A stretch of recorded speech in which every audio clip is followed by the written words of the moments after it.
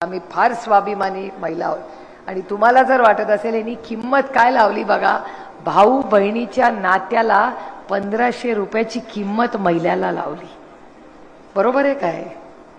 अहो बहिणीचं प्रेम कधीतरी बघा, ती काय 1500 रुपयासाठी तुमच्या प्रेम करत नाही, ती मनापासून प्रेम करते, त्याच्यात पैसे येतच नाही. अरे भावानी मागितलं असतं ना तर सगळं देऊन टाकलं असतं, काय पक्ष आणि चिन्ह काही मागितलं असतं तरी दिलं असतं.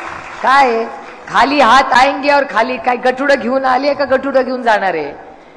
मला खरं सांगा, तुम्ही सगळ्या महिला बघेल भावाला द्यायला 10 वेळा विचार कराल, अरे एकदा पण विचार करायचा, भावानी मागून तरी बघायचं. त्यामुळे महिलांचा स्वभाव या सरकारला कळलाच नाही. ते बिकाऊ आहेत ना, म्हणून त्यांना वाटतं सगळेच बिकाऊ आहेत. 50 खोके एकदम ओके तुमच्यासाठी, आमच्यासाठी नाही. आम्ही स्वाभिमानी, तुम्ही सगळे जसे इमानदार आहात ना, तशाच आम्ही प्रामाणिक महिला आहोत. आम्ही नात्यात कधी पैशाची वाट बघत नाही आणि दिले तर काय उपकार करत नाही. स्वतःच्या खिशातून देत आहेत काय भाऊबीज म्हणे. काल देवेंद्रजी म्हणाले की ओवाळून, अरे कुणाला ओवाळणी देताय? स्वतःच्या खिशातून देवेंद्रजी देत आहेत ओवाळणी आम्हाला. आम्ही टॅक्स भरतो, आमच्या टॅक्सचेच पैसे या खिशातून या खिशात. काय मोठं मारलं? डाळीला टॅक्स आहे का? टॅक्स जीएसटी भरता का नाही? मुलांना बिस्किट घेता का नाही? त्याला जीएसटी आहे का? डाळ जे पॅक करून घेता त्याला जीएसटी आहे का? तुम्हाला खताला आहे का? फर्टिलायझरला आहे? ट्रॅक्टरला आहे? बी बियाणाला आहे? मग तांदूळाला आहे? मग कशाला टॅक्स नाहीये मला सांगा ना? टूथपेस्टला आहे? आणि जी वस्तू तुम्हाला रोज घरात लागते प्रत्येकाला टॅक्स आहे का नाही? हॉटेलमध्ये जेवलं तरी टॅक्स आहे. आमच्या बिचाऱ्या महिला नाही हो जात एवढ्या हॉटेलमध्ये. त्या बिचाऱ्या कुठे जाता काय ग? ती साडीने, तुम्हाला गंमत सांगते पुरुषांच्या कामाचं काम. तुमचे शर्ट आहेत ना, 1000 रुपयाच्या आतला शर्ट घेतला तर 5% टॅक्स, आणि 1001 रुपयाचा शर्ट असेल तर 12% टॅक्स. हा कुठला कायदा मला सांगा?